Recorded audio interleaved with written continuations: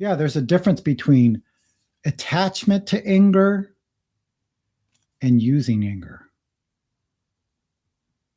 Anger is just energy.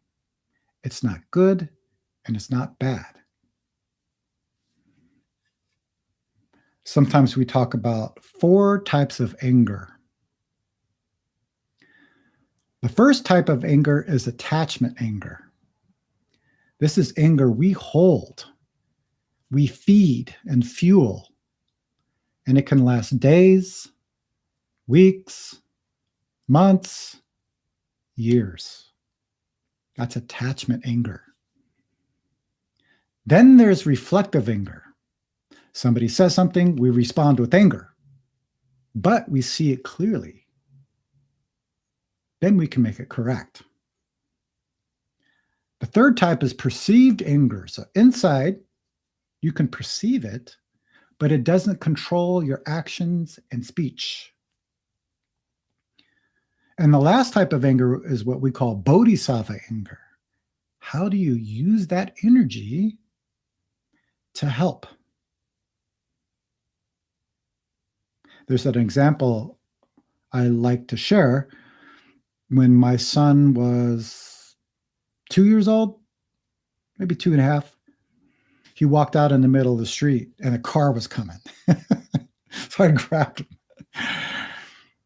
And I used strong anger, strong energy with my words to make a very clear point that walking out in the street is very dangerous. That anger didn't come from like and dislike, good and bad, right and wrong. It came out of how can I help? And I think that's a really important point.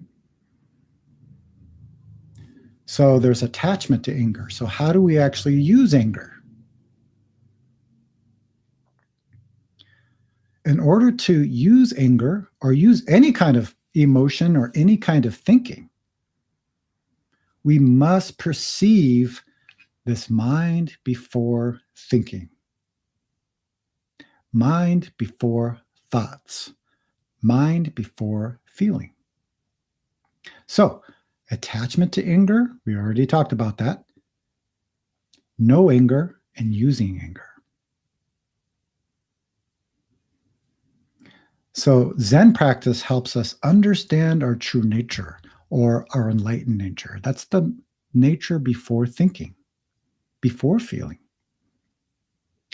And we don't stay at that spot. We don't even attach to that point, but it's really important to experience. Because then thinking and emotions don't control us anymore. And we're able to use anything in this moment in order to help. I always say, what is happening right now in this moment, and how can I help? So just keep practicing. Realize this true nature, this enlightened nature. Then you can use anything in a clear and helpful way.